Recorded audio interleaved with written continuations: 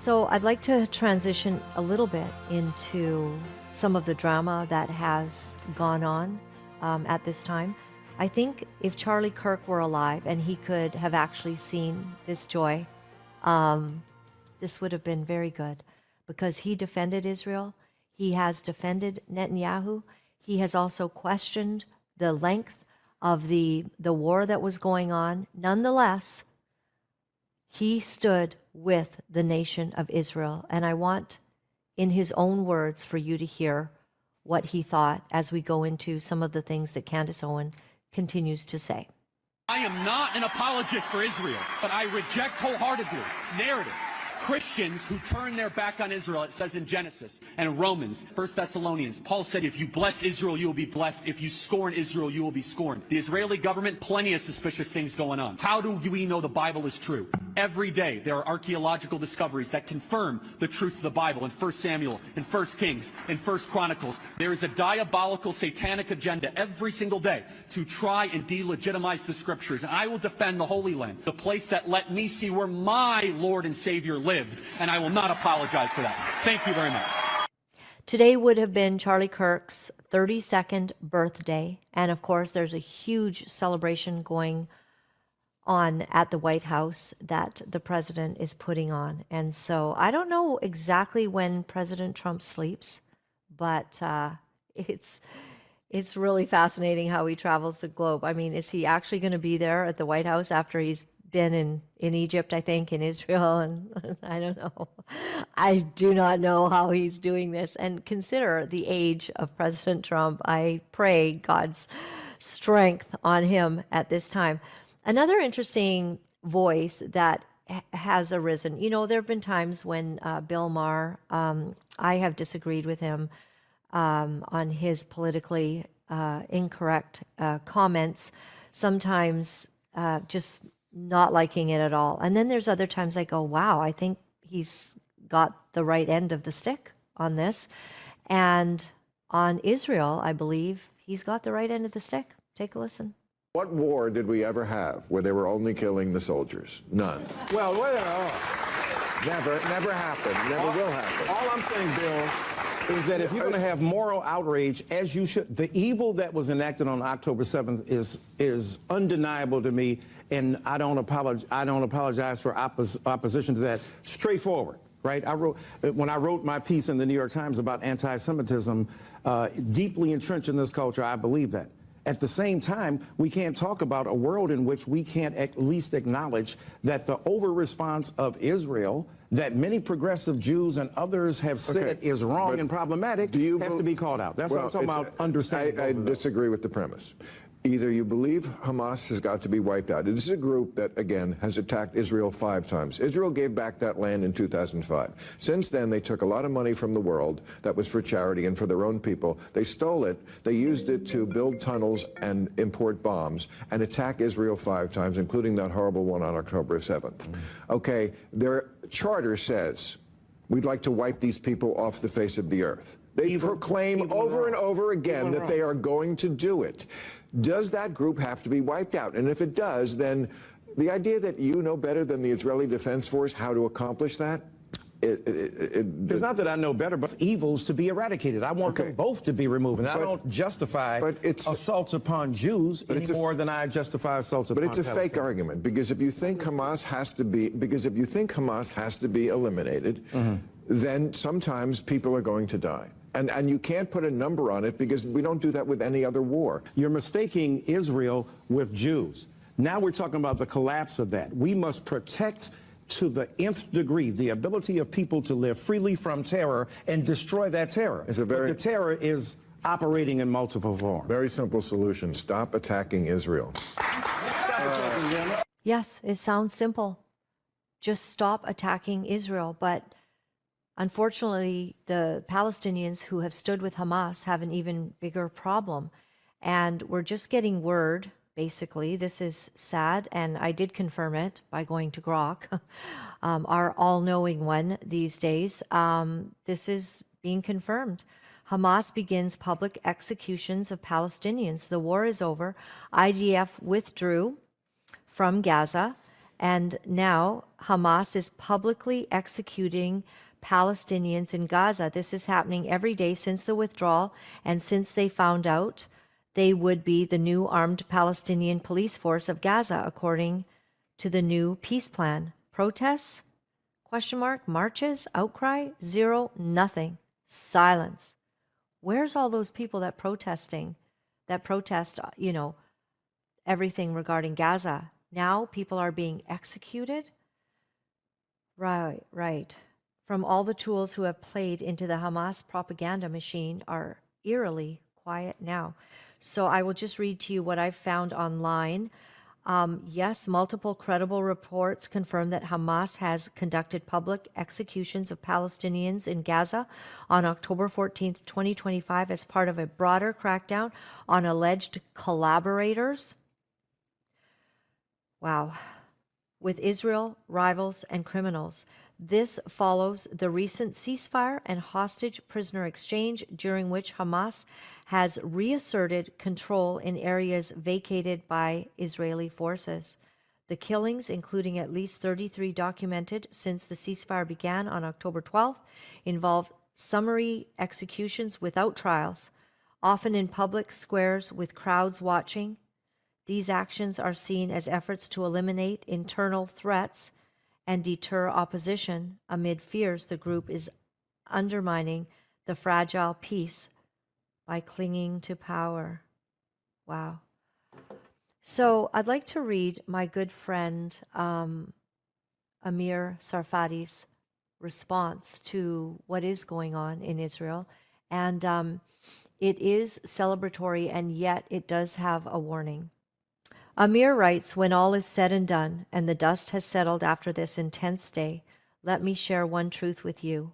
As much as I, along with 90% of Israelis, would love to see every Hamas terrorist eliminated and every supporter of this murderous ideology completely de-radicalized, it's not Hamas nor the Palestinians who will pose the existential threat to Israel.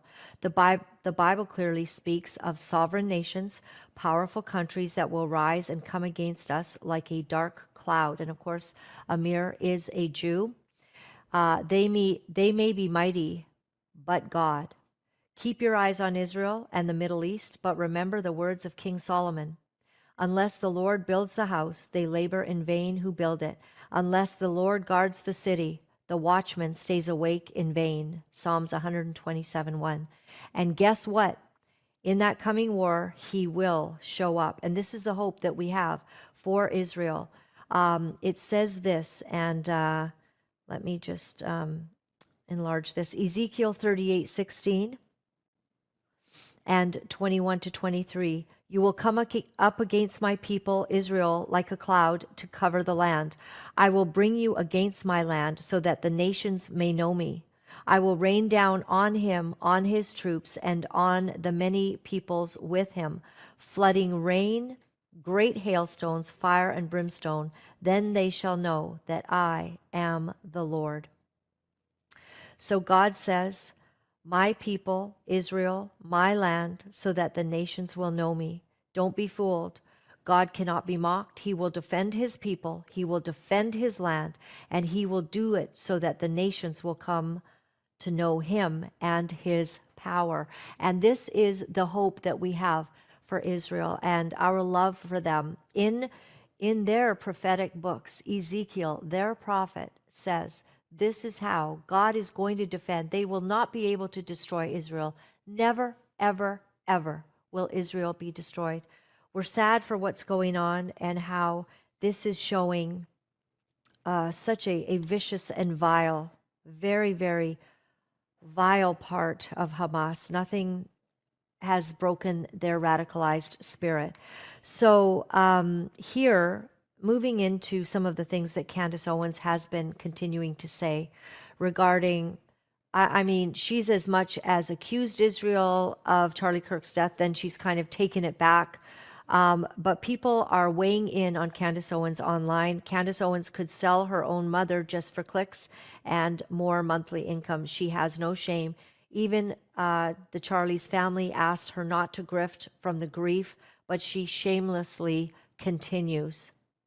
And now the quartering on X, writing, the Candace Owens investigative journalism method make wild claims, provide zero evidence, and instead challenge someone else to disprove it.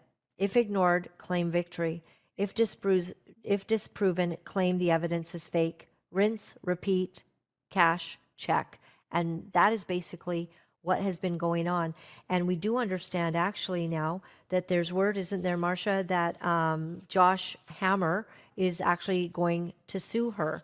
So here's a quick video of Josh Hammer basically saying that he's going to go after her. Now, someone did tell me at synagogue while I was offline, just a heads up, Candace is really going after you. And that kind of sealed me a little bit, but there's really no preparation for like actually turning the phone on and truly seeing all the notifications. I'll put it this way. I was up till 3 a.m. local time that night, just dealing with all the messages and emails and whatnot there. It's not fun. Now, to an extent, it's part of just the nature of our business. I mean, when you put yourselves out there, you're going to get pushback. But this is not pushback, right? I mean, this is not someone responding to a legal theory of mine or making an intelligent point about the two-state solution or not two-state solution. No. I mean, this is literally just picking a Jewish person and calling him subhuman filth and sicking your band of millions and millions of neo-Nazi zealots on a Jewish person who happens to be you like Charlie, happens to be a husband and a father to a young child. So, I mean, it's just awful, awful stuff. And I guess I will say, Aaron, I'm pretty sure I've said this publicly already. I'm talking to lawyers. I think I'm a lawyer by background. I clerked for a federal appeals judge. I know a thing or two about United States constitutional law. I think that we have a potentially serious case here for defamation, and I'm very much speaking with lawyers, and we'll see what happens. Well, I hope he does go after her. Now, I want to play one more clip where he kind of reiterates some of the information he just shared now, but he puts it even more powerfully. And so let's have a listen to this as well. Of all the holidays in the Hebrew Bible, there is one holiday above all, where the language cannot be clearer. You are commanded to rejoice. You are commanded to be happy. I'm talking about the holiday of Sukkot, known commonly as the Feast of Booths or the Feast of Tabernacles. This was the holiday on the Jewish calendar that began on Monday evening earlier this week. It was a 2-day holiday lasting from Monday evening until Wednesday evening. Roughly 20 minutes before I turned my phone off this past Monday to begin the Jewish holiday, I started getting some texts. Candace Owens, the one-time Turning Point USA protege, the one-time PragerU personality, one-time Daily Wire podcaster turned outright mental patient. Candace Owens had acquired screenshots of a group chat, that I had been in with Charlie Kirk and a handful of others. And all this was going down in the literally final 15, 20 minutes before I powered down my phone for about 49 to 50 hours or so. So on Wednesday evening, the holiday ends, I turn my phone back on. And lo and behold, I turn my phone back on to see that I am at the epicenter of an insane Candace Owens neo-Nazi conspiracy theory. Candace Owens doubling down on now a month-long of lunatic allegations that the Jewish people, the Jews, the state of Israel, all the above, individual Jews, collective Jews, Jewish nation, whatever, just Jews in general, had something to do with the horrific assassination of my friend, Charlie Kirk. Candace is a vicious person. And if you happen to be close enough to her where you knew her and she gets a personal vendetta, that is what's happened. In my opinion, Candace Owens has decided that Josh Hammer is her target. Number one, he's Jewish. He stands for Israel, whom she hates and cannot stop with her degrading comments, calling them vermin, saying that they're a demonic nation, amongst many other things that we have shown you the evidence of that.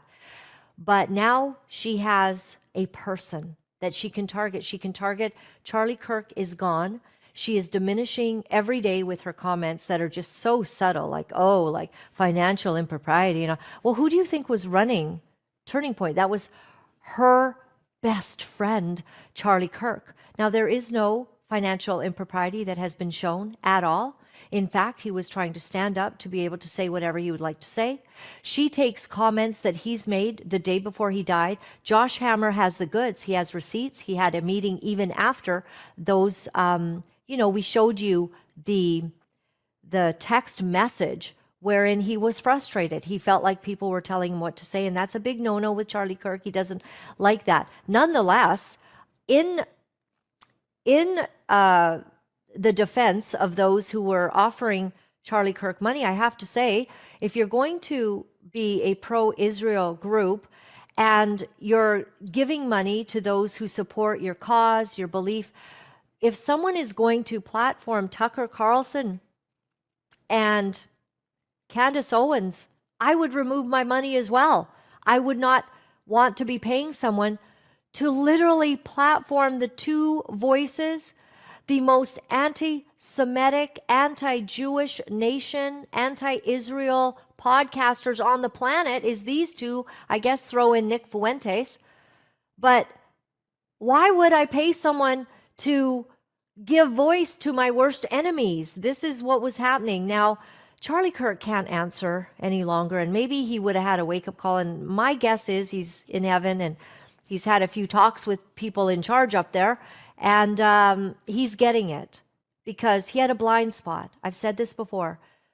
Charlie Kirk had a blind spot. His blind spot was Candace, and definitely Tucker as well.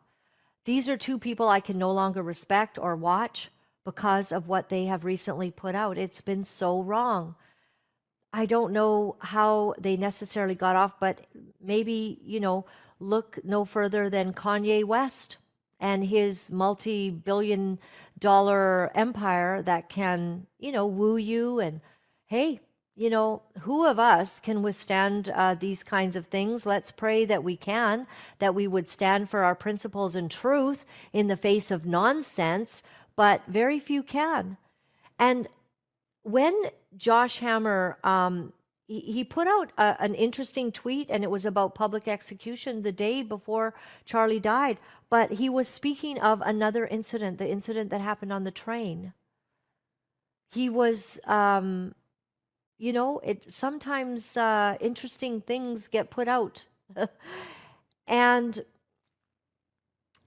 she has taken that to basically attack him and almost accuse him of having something to do with the death of Charlie Kirk. And here's where it gets so weird. If indeed you are part of a conspiracy or you are betraying Charlie Kirk and you're going to be part of having him killed, are you stupid enough to do a tweet that talks about public execution? Like, it doesn't even make sense. No.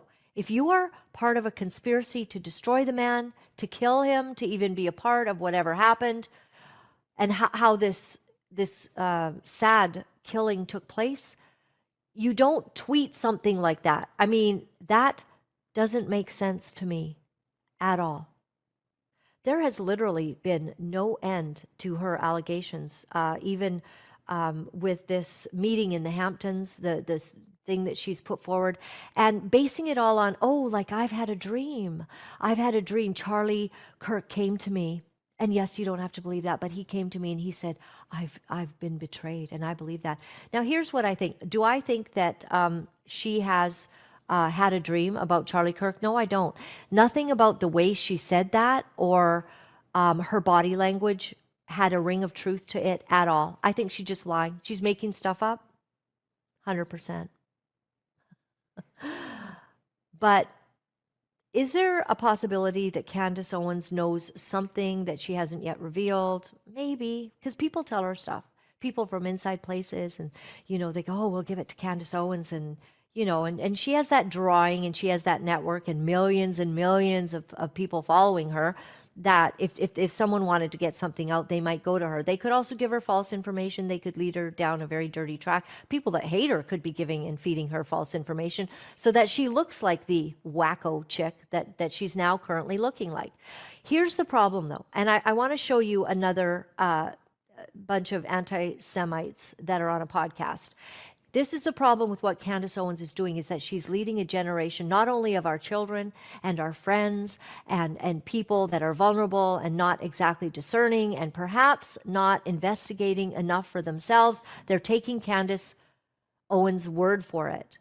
These kinds of people will repeat the nonsense and the lies that she says and put it out to their following. And this is exactly what's happening with the Young Turks. And this is a clip that I got from them where they are siding with Candace Owens and they're siding with her lies. Take a look.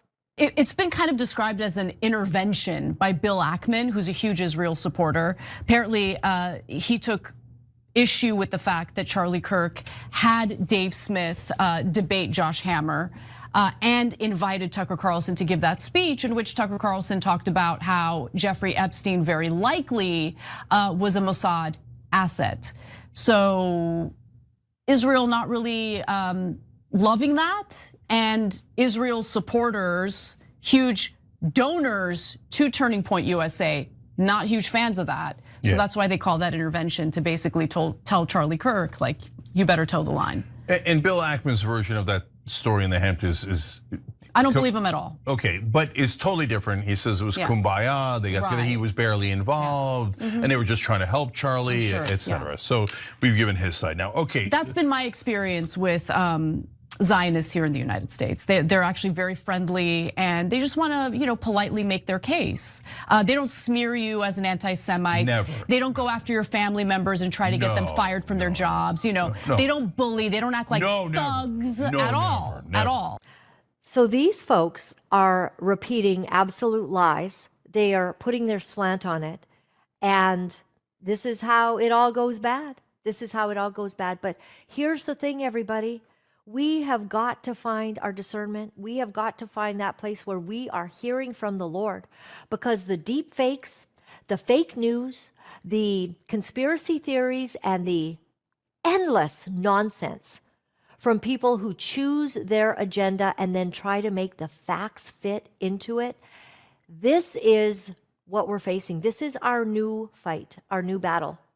And you've got to know who you want to believe. And let me tell you something. Thank you for being here and believing in me, because I guarantee you something. Maybe I'll get something wrong here or there, but I'll tell you if I know that I've gotten it wrong. But what you hear from me is the God's honest truth. I am not trying to add conspiracy to it. I'm not trying to add facts. In fact, sometimes I'll go, wow, I think this maybe could be, but I won't cover something because everyone else is, but I don't feel good about it, and I think something's wrong, and I don't know why. It's the Spirit of the living God speaking to my heart and saying, that's not it. Don't go there. And so I listen to that, and I don't present certain things. But if I present it, if I speak, it's because I believe that God is asking me to speak on that topic. And you can agree or disagree. And my goodness, we've entered into a season where, it's been a real battle for us around here. But I will always tell you the truth. And in the end of all of this, my friends, whether we're right or we're wrong, may we find our hearts sealed on Jesus.